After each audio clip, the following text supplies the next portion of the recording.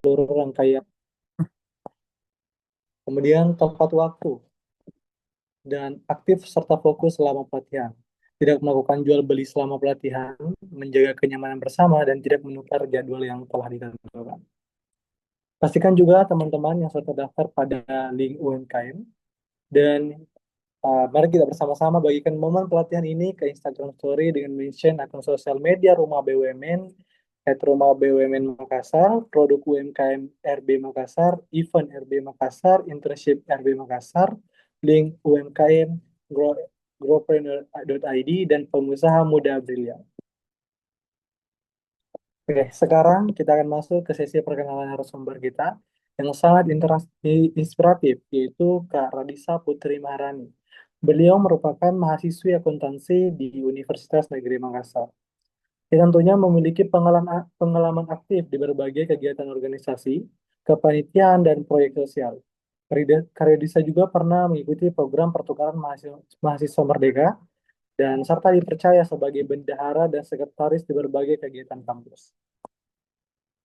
Dengan semangat belajar tinggi dan keahlian di bidang komunikasi, keuangan, serta manajemen, Karadisa siap berbagi inspirasi dan pengalaman kita bersama pada pagi hari ini.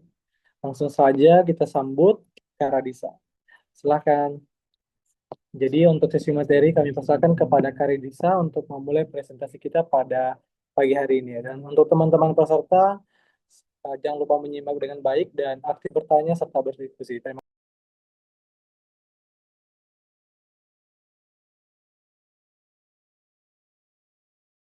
Baik, apakah suara saya terdengar dengan jelas? Sangat terdengar jelas, Pak. Oke, sebelumnya saya ucapkan terima kasih kepada moderator yang telah membuka kegiatan dan juga memperkenalkan diri saya. Saya izin ambil alih. Bismillahirrahmanirrahim. Assalamualaikum warahmatullahi wabarakatuh. Waalaikumsalam warahmatullahi wabarakatuh. Dan selamat pagi teman-teman semua. Semoga kita senantiasa dalam keadaan sehat walafiat. Jadi pada kesempatan pagi hari ini, kita akan membahas terkait dengan literasi dasar UMKM, khususnya mengenai pemisahan keuangan untuk UMKM rumah tangga sebagai langkah membangun keuangan bisnis yang sehat. Nah, dalam menjalankan bisnis tentunya ada beberapa tantangan yang akan kita hadapi, baik itu dari segi pemasaran, dari segi persaingan, dan yang tidak kalah penting adalah terkait dengan pengelolaan keuangannya. Nah, masih banyak, tidak jarang kita temui di antara para pelaku usaha itu masih hanya fokus pada peningkatan penjualannya, dan terkadang lupa bahwa sebenarnya salah satu fondasi utama untuk membangun bisnis yang sehat justru terletak pada pengelolaan keuangannya. Nah, untuk mencegah hal-hal tersebut, pada hari ini kita akan membahas terkait dengan pemisahan keuangan keluarga dan bisnis. Baik teman-teman sekalian, yang pertama kita akan memahami terlebih dahulu apa sih definisi dari pemisahan keuangan keluarga dan bisnis. Jadi pemisahan keuangan keluarga dan bisnis adalah sebuah praktik untuk memisahkan pengelolaan uang pribadi atau rumah tangga dengan uang yang digunakan untuk menjalankan usaha. Artinya, siap pemasukan dan pengeluaran untuk bisnis dicatat dan disimpan secara terpisah dari keuangan pribadi keluarga. Nah, untuk lebih memahaminya, kita akan masuk ke contohnya biar teman-teman bisa lebih mendapatkan gambarnya. Mungkin boleh di next.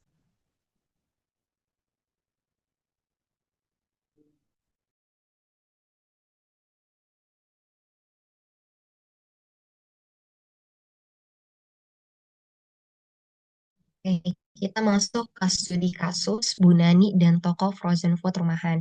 Jadi Bu Nani ini adalah pemilik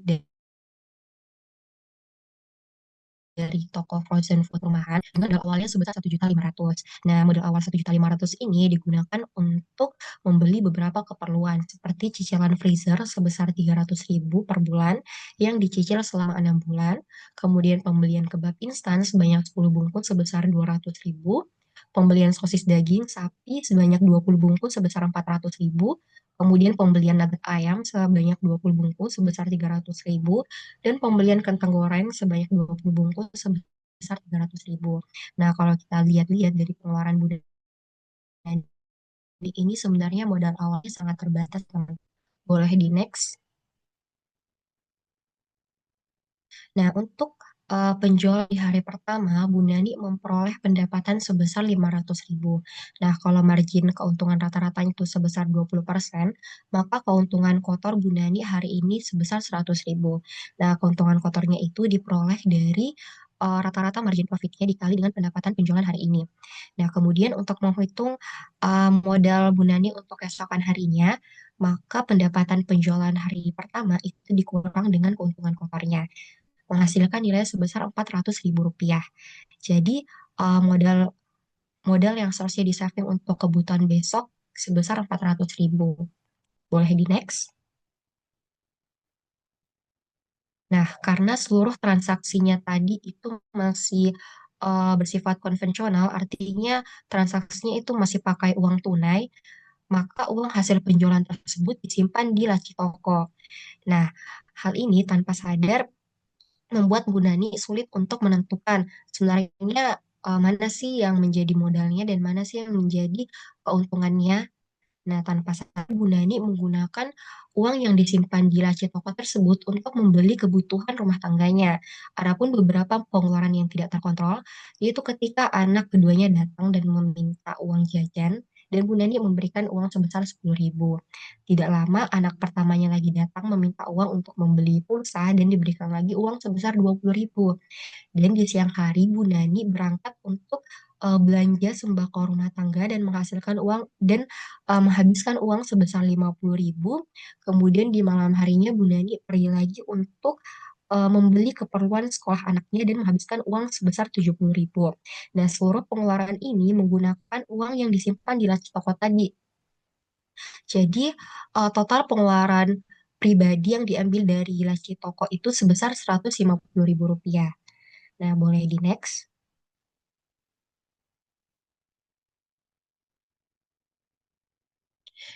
Nah, jika melihat pengeluaran-pengeluaran Bu Nani tadi, maka sisa modal untuk besok tadi itu berkurang. Nah, pertama keuntungan kotornya habis 100.000 dan modalnya terkikis 50.000. Jadi yang seharusnya modalnya untuk besok itu sebesar 400.000 malah terkikis 50.000. Jadi sisanya 350.000. Nah, kalau hal-hal seperti ini terus berkelanjutan, maka akan membuat bisnis Bu Nani itu sulit untuk berkembang. Kenapa? Karena tidak ada pemisahan keuangan yang jelas. Boleh di next?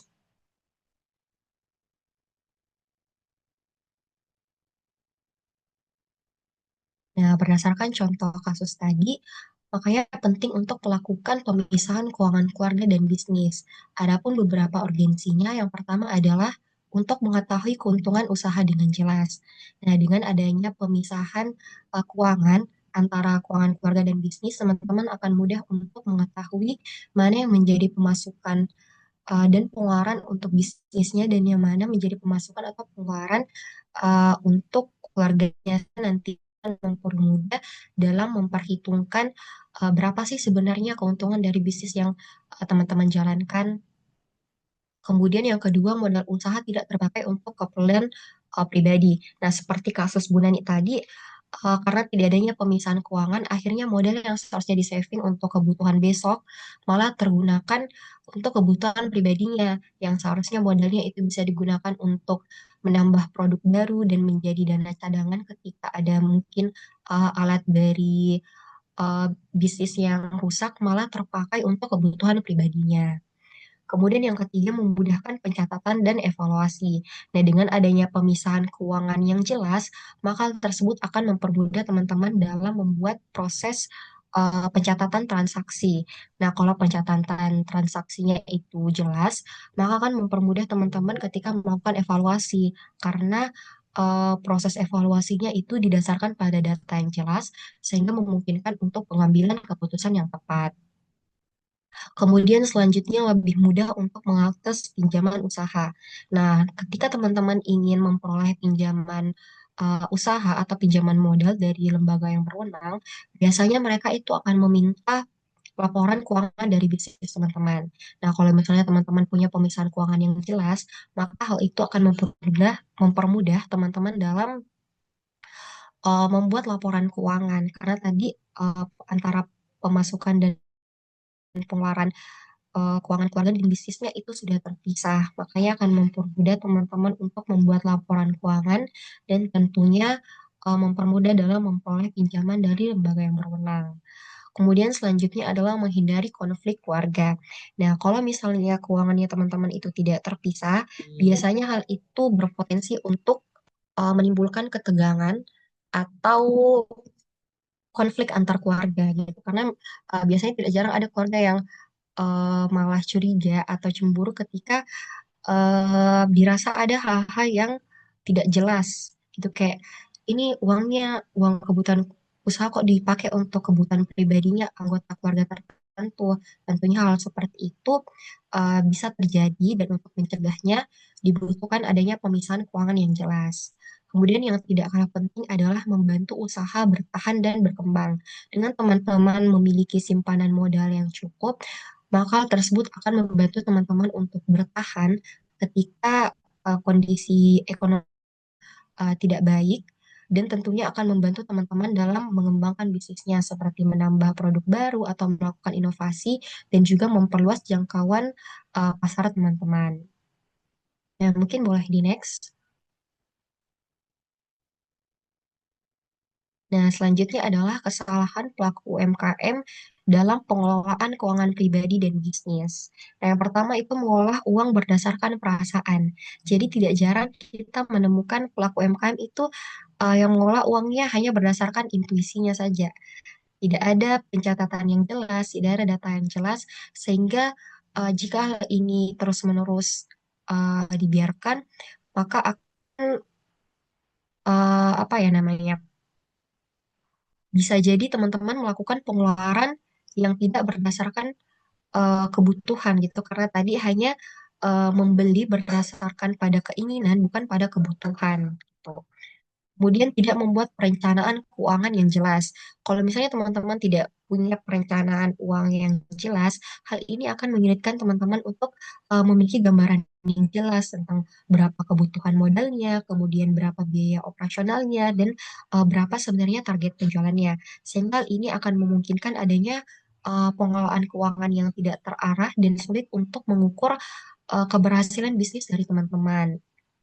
Kemudian mencampur adukan uang pribadi dan uang usaha, tidak mencatat pengeluaran dengan disiplin. Nah, kalau misalnya teman-teman tidak mencatat keuangannya dengan disiplin, misalnya hari ini dicatat, besoknya tidak dicatat, besoknya dicatat lagi. Nah, nanti ketika teman-teman melakukan evaluasi itu akan sulit. Kenapa? Karena datanya tidak cukup atau kurang akurat gitu, karena tidak tiap hari dicatat seperti itu. Nah, selanjutnya tidak melakukan evaluasi bulanan. Sebenarnya ini evaluasinya tergantung dari kebijakan teman-teman sendiri ya, mau bulanan kah, mingguan, atau per 3 hari. Tapi poin pentingnya adalah teman-teman melakukan evaluasi. Karena dengan melakukan evaluasi ini, teman-teman bisa mengetahui apakah sebenarnya bisnis yang dijalani ini menguntungkan ataukah hanya terus menggerus modal awal. Nah, kemudian ketika teman-teman melakukan evaluasi, teman-teman bisa melihat sebenarnya apa sih yang menjadi kekurangan dari bisnis teman-teman dan bagaimana langkah perbaikan untuk selanjutnya.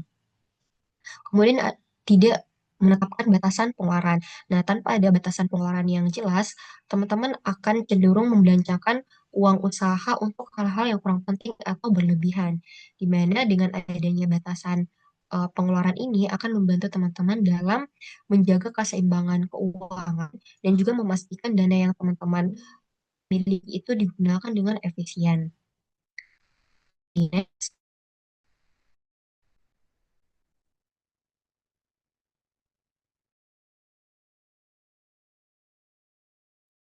Nah, selanjutnya adalah skema insentif. Jadi, ada beberapa langkah sederhana yang dapat teman-teman lakukan untuk melakukan pemisahan keuangan. Salah satunya adalah dengan menetapkan skema insentif.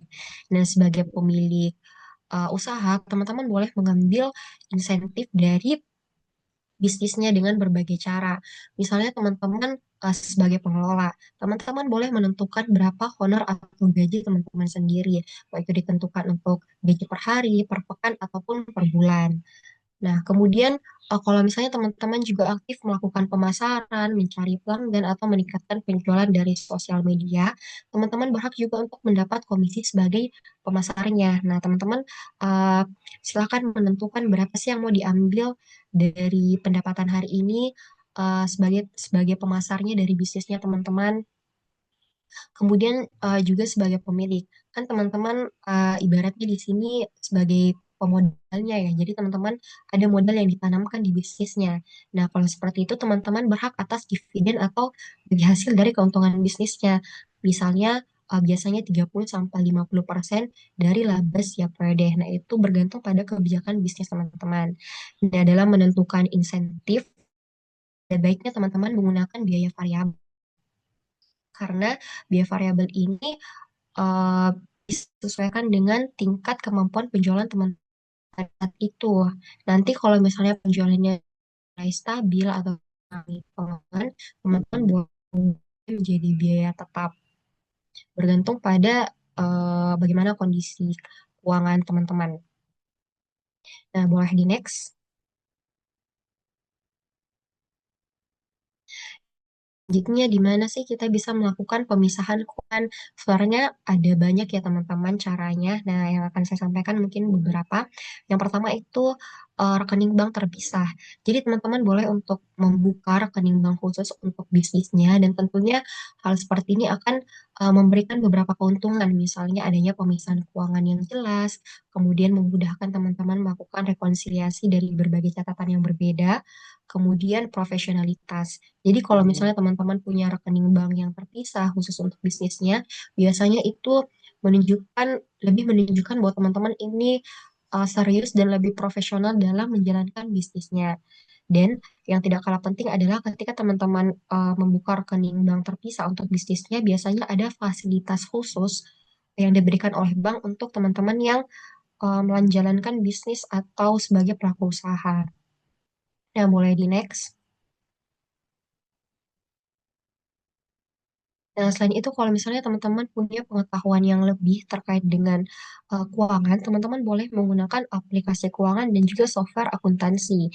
Nah, software akuntansi ini tentunya akan mempermudah teman-teman dalam melakukan otomatisasi, kemudian membuat laporan keuangan yang instan, dan tentunya juga tidak jarang ada aplikasi keuangan itu yang bisa memberikan analisis keuangan dari laporan teman-teman.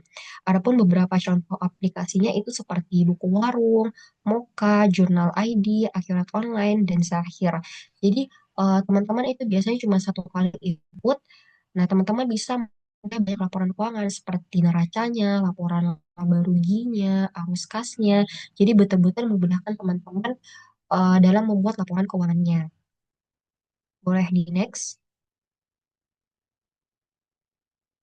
Nah, kemudian yang terakhir adalah lembar lembar kerja atau spreadsheet. Nah, kalau misalnya bisnis teman-teman itu masih skala kecil dan belum terlalu banyak transaksi, nah spreadsheet ini bisa menjadi solusi sementara ya, teman. Kenapa? Karena spreadsheet ini gratis dan mudah juga diakses serta isinya itu fleksibel. Cuman kekurangannya dia itu fiturnya terbatas, jadi tidak bisa menghasilkan laporan keuangan. Jadi kayak cuman sekadar input saja dan dipantau, tapi belum ada fitur-fitur yang khusus untuk akuntansi seperti itu. Boleh di next? Oke, teman-teman. Itulah tadi pemaparan materi saya terkait dengan pemisahan keuangan. Semoga apa yang saya sampaikan bisa bermanfaat untuk teman-teman. Sebelum saya akhiri, saya izin untuk membacakan kesimpulan dari pemaparan materi saya, yaitu mengelola keuangan dengan bijak adalah kunci utama kesuksesan bagi para pelaku usaha mikro, kecil, dan menengah atau UMKM.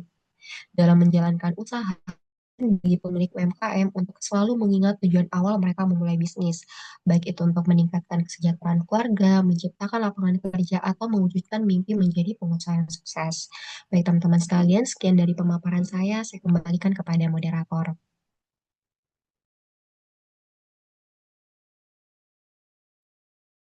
Terima kasih nih Kak Radisa atas pemaparan materi yang sangat luar biasa. Oke, selanjutnya kita akan masuk ke sesi tanya jawab dan diskusi. Untuk teman-teman yang ingin mengajukan pertanyaan, silahkan menggunakan fitur raise hand atau mungkin bisa langsung menyampaikan langsung kepada pemateri kita.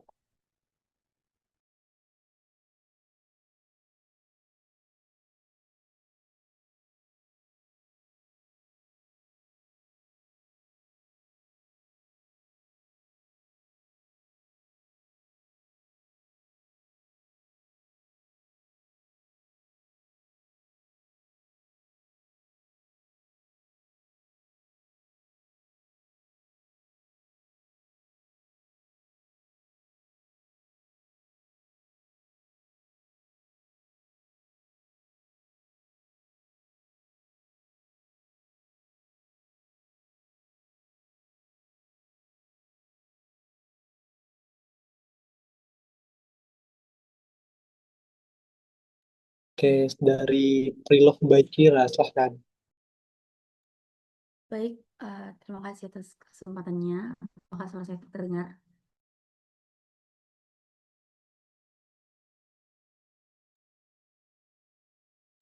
Kita dengar jelas. Oke, baik. Terima kasih atas kesempatannya, moderator, dan juga Kak Radisa atas sangat detail dan juga sangat inspiratif. Nah, mungkin saya akan bertanya sesuatu yang mungkin agak lebih umum ya. Jadi, untuk Kak Radisa sendiri menganggapnya kalau misalnya mana yang lebih penting, apakah kita membayar insentif secara rutin, baik itu honor ataupun komisi, atau simpan dulu keuntungan usaha itu buat modal ke depannya. Jadi untuk kedua hal itu strategi mana yang lebih baik untuk ke depannya seperti itu.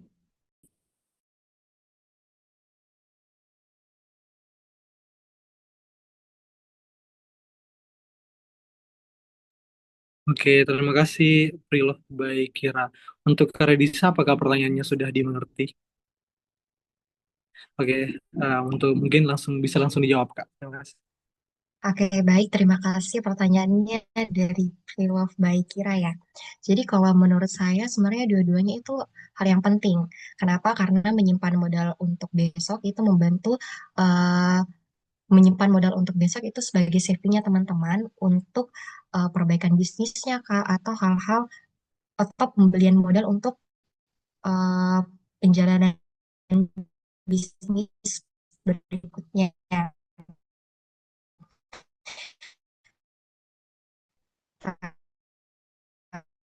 Tapi penentuan skema insentif itu juga penting karena membantu teman-teman dalam sebenarnya dan menentukan skema insentif atau membayar pengeluaran-pengeluaran dari teman-teman itu menjadi penting juga karena dua-duanya itu merupakan kebutuhan untuk kelancaran bisnis teman-teman. Jadi kalau dari saya pribadi itu tidak ada yang lebih penting karena dua-duanya itu merupakan komponen dari pengeluaran bisnis seperti itu. Ini saya kembalikan kepada moderator. Oke, terima kasih Kak jawabannya yang sangat-sangat luar biasa. Gimana dengan Prilove by Kira?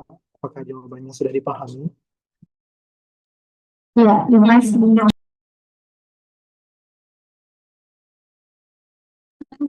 Oke, terima kasih. Oke, untuk teman-teman yang lain yang ingin mengajukan pertanyaan, silahkan mengaktifkan fitur raise hand dan atau mungkin bisa langsung bertanya langsung kepada pemateri kita.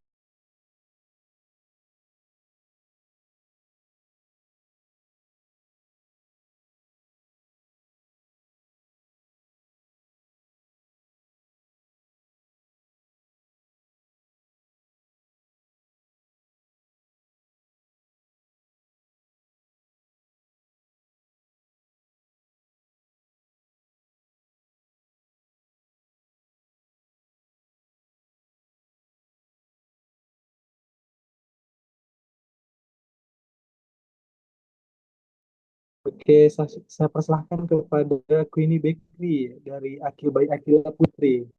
Oke, silahkan mengajukan pertanyaan. Terima kasih atas kesempatannya. Eh, Sebelumnya perkenalkan, saya Akila Putri dari Bakery. Yang saya ingin tanyakan itu sebenarnya apa yang harus dipikirkan sebelum menentukan besaran honor atau komisi dalam usaha kecil? Haruskah memang disesuaikan dengan pendapatan harian atau target tertentu, ataukah bagaimana?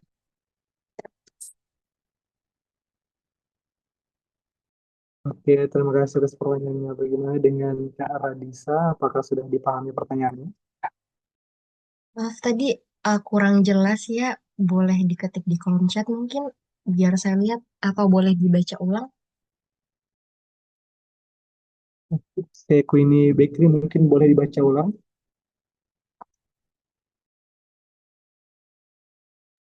Saya ketikkan, mungkin boleh. Akan.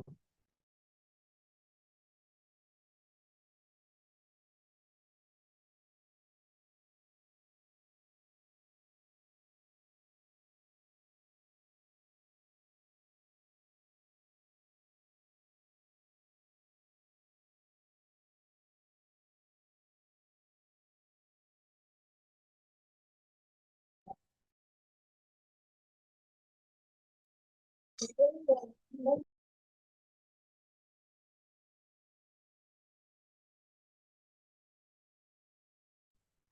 sekali lagi saya ingatkan teman-teman yang sudah terdaftar pada link pelatihan dan jangan lupa bagikan momen pelatihan ini ke Instagram Story dengan mention akun sosial media Rumah BUMN, yaitu Rumah BUMN Makassar, produk UMKM RB Makassar, event RB Makassar, internship RB Makassar, link UMKM, growpreneur.id, dan pengusaha muda bergerak.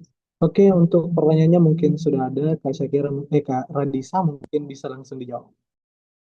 Oke, baik. Terima kasih pertanyaannya dari Queenie Bakery, Akilah Putri. Jadi menurut saya ada tiga hal yang mesti difikirkan sebelum menentukan besaran komisi. Yang pertama adalah metode perhitungan yang digunakan, kemudian kesesuaian antara jenis pekerjaannya, dan bagaimana kemampuan keuangan perusahaan. Nah, seperti yang sudah saya jelaskan tadi, ada baiknya teman-teman dalam menentukan besaran komisinya itu menggunakan biaya variabel. Nah, biaya variabel ini kan artinya biaya yang dapat dipengaruhi ya. Nah, jadi nanti biaya penentuan besaran insentifnya teman-teman, khususnya untuk yang masih skala kecil ya teman-teman, artinya pendapatannya itu masih naik turun, belum menetap ataupun terus meningkat, teman-teman bisa menggunakan biaya variabel. Jadi nanti besaran insentifnya teman-teman itu bergantung pada kemampuan bisnisnya teman-teman. Misalnya teman-teman bisa menentukan untuk gaji sebagai pengelola itu 10-30%. Kemudian gaji sebagai pemasarnya itu 5%. Nah, nilai dari 5% dan 10-3% itu kan tidak pasti ya berapa. Tergantung dari berapa pendapatan teman-teman di hari itu. Jadi misalnya pendapatannya hari itu tadi kalau Bu Nani 500.000, berarti gajinya itu 10 atau sampai 30% dari nilai 500.000 itu. Tapi kalau misalnya besoknya pendapatannya cuma 300, ya berarti pendapatan nilai nilai angkanya itu pasti berubah. Tidak sama dari eh, nilai atau pendapatan kemarin. Jadi disesuaikan dengan kemampuan bisnisnya teman-teman. Tapi ada baiknya teman-teman menggunakan penetapan biaya variabel gitu. Nanti kalau misalnya bisnisnya sudah mulai pendapatannya itu boleh menggunakan sistem gajian atau penerimaan insentifnya. Gitu. Saya kembalikan ke moderator. Terima kasih atas jawabannya.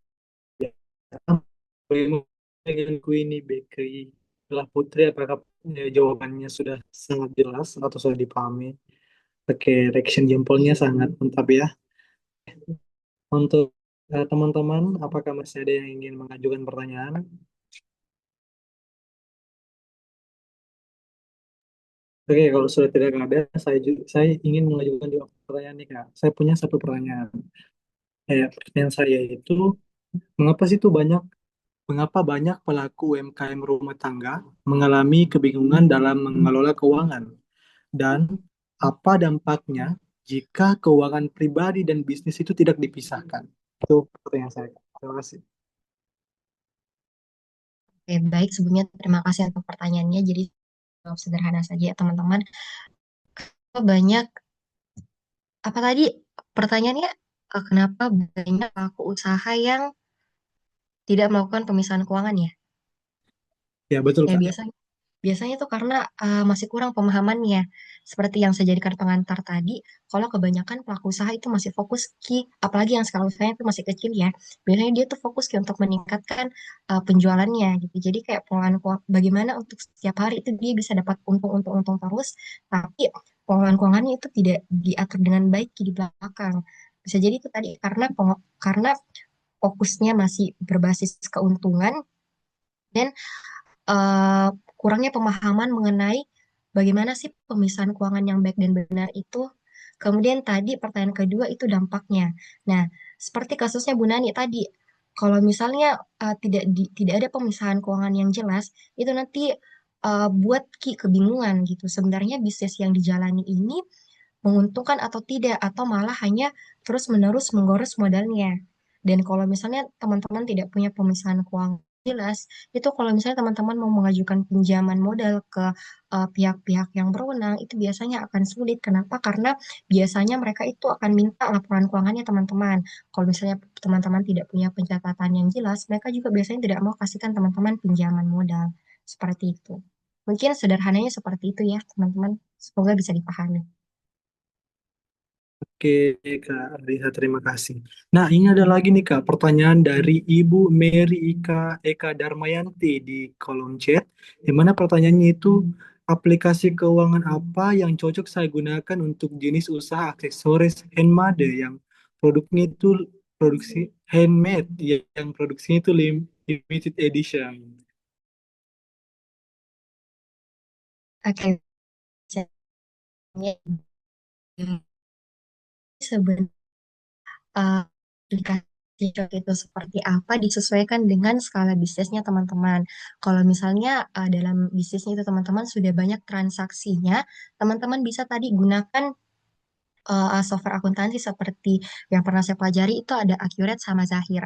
Nah, di situ dia ada banyak apa namanya fitur-fiturnya yang tentunya memudahkan teman-teman dalam melakukan transaksi.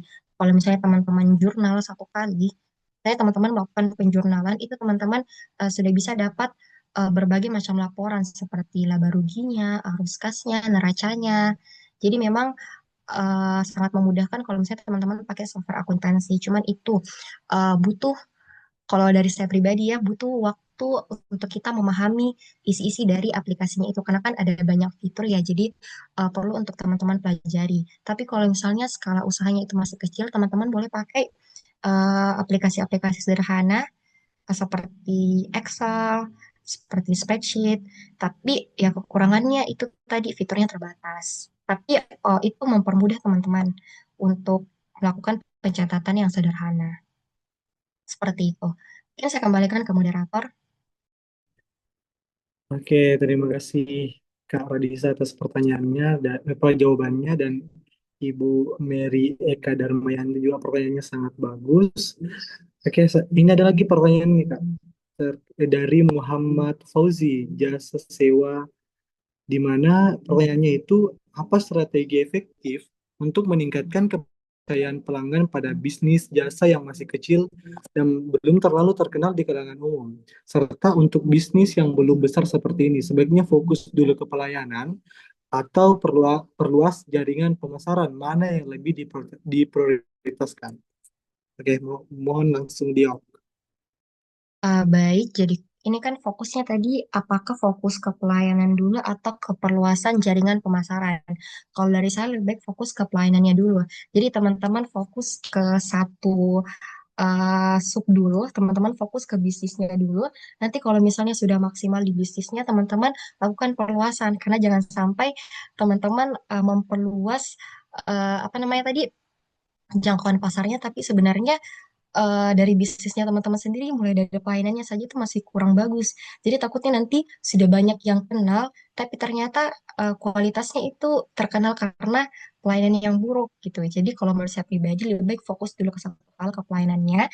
Nanti kalau misalnya bisnisnya sudah apa namanya sudah baik, pelayanannya sudah maksimal, teman-teman boleh untuk melakukan perluasan jaringan pemasaran. Biar nanti bisnisnya teman-teman yang dikenal itu yang baik-baiknya, bukan yang buruk-buruknya. Kalau dari saya seperti itu. Saya kembalikan ke moderator. Oke, baik Kak Radisa, terima kasih atas jawabannya.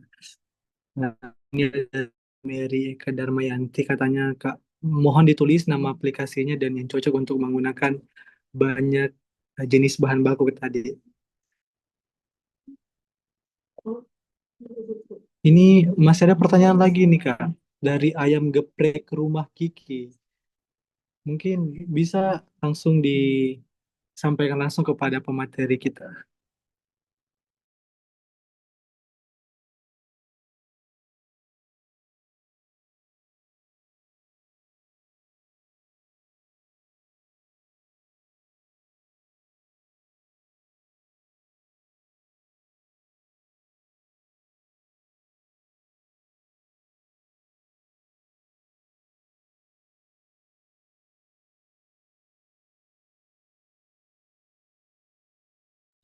Oke, mungkin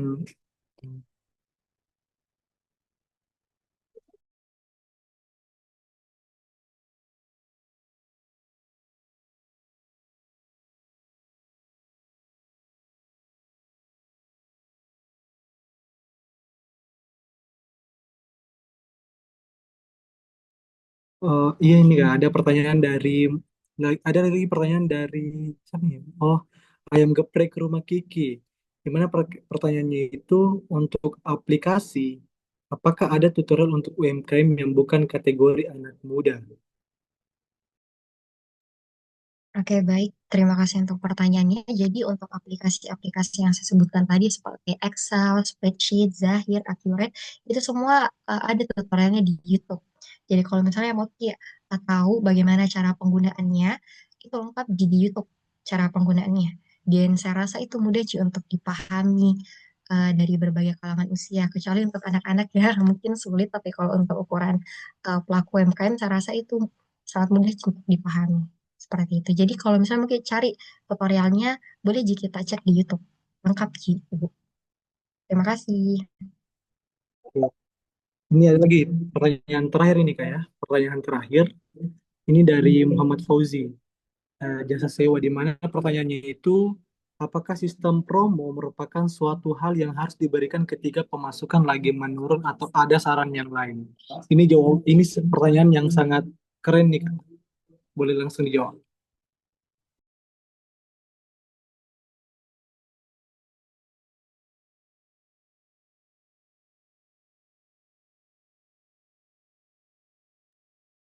Sebenarnya bukan menjadi suatu keharusan ya teman-teman, tapi ini bisa menjadi opsi. Jadi dikembalikan dari bagaimana teman-teman berkreasi untuk menarik minat pelanggannya gitu. Teman-teman boleh memberikan promo atau paket bundling. Misalnya kalau misalnya kayak teman-teman ini tadi ada jualan ayam geprek. Teman-teman bisa variasikan gitu, ada pak, teman-teman boleh tambahkan menu tambahannya misalnya kayak ayam geprek ditambah dengan kentang goreng ditambah dengan es tehnya, itu boleh-boleh saja kalau misalnya teman-teman mau meningkatkan penjualan, tapi dengan apa namanya tadi pemasukannya yang lagi menurun, tapi teman-teman mau untuk memberikan apa ya kayak promosi gitu supaya menarik. Nah, teman-teman boleh pakai opsi bundling, tapi ada berbagai cara sih yang bisa teman-teman coba. Tapi kalau untuk promosinya itu boleh-boleh saja menurut saya. Dikembalikan ke kreasinya teman-teman. Tidak menjadi keharusan, tapi bisa menjadi salah satu kreasinya teman-teman.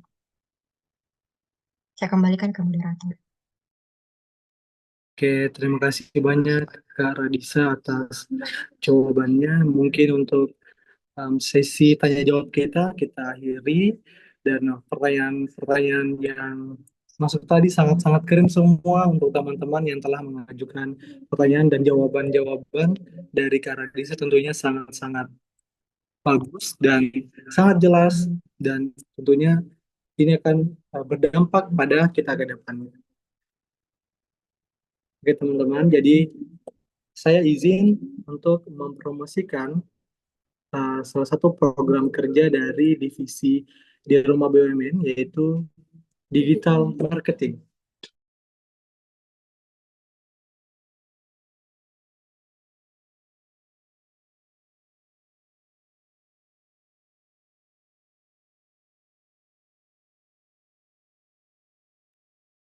Program dari digital marketing di Rumah BUMN BRI Makassar, program ini hadir untuk membantu para pelaku UMKM agar tentunya dapat naik kelas dan melalui pendampingan digital yang lengkap dan gratis. Dalam program ini, tentunya teman-teman bisa mempromosikan produk dan layanan usahanya melalui e-katalog dan website resmi Rumah BUMN Makassar sehingga produk lebih diutamakan oleh calon pembeli dari berbagai daerah.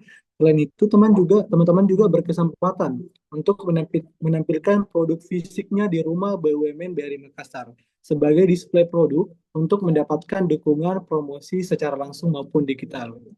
Kami juga menyediakan layanan review dan visit, di mana tentunya tim digital marketing itu akan mengunjungi tempat produksi usaha teman-teman untuk membantu untuk membuat konten promosi yang menarik dan siap viral. Tentunya bagi teman-teman yang ingin meningkatkan daya tarik di brand, tersedia layanan branding UMKM yang mencakup desain logo, kemasan, kartu nama, dan brosur profesional. Tak hanya itu, kami juga akan mendampingi proses UMKM Go Online untuk melalui pembuatan dan pengelola akun WhatsApp bisnis dan Google Business Profile agar usaha teman-teman mudah dijangkau oleh pelanggan sekitar. Dan bagi teman-teman yang ingin masuk ke pasar digital yang lebih luas, kami siap juga membantu dalam pembuatan akun di platform e-commerce seperti Shopee dan Tokopedia, lengkap dengan optimasi agar produk ini lebih mudah ditemukan oleh calon pembeli. Oke, program ini sangat cocok bagi pelaku UMKM dari berbagai bidang usaha, mulai dari kuliner, fashion, kerajinan, hingga jasa. Teman-teman juga akan mendapatkan pendampingan langsung dari praktisi digital marketing, mulai dari materi yang aplikatif, sertifikat dan peluang tentunya tampil di media sosial resmi BRI. Untuk pendaftarannya mungkin teman-teman bisa lihat di pamflet yang saya share. Silahkan untuk scan barcode dan ada di sana tertera eh, tertera beberapa info yang mungkin teman-teman bisa akses untuk bisa mempromosikan eh, usahanya. Dan sekali lagi ini gratis teman-temannya dan tidak berbayar.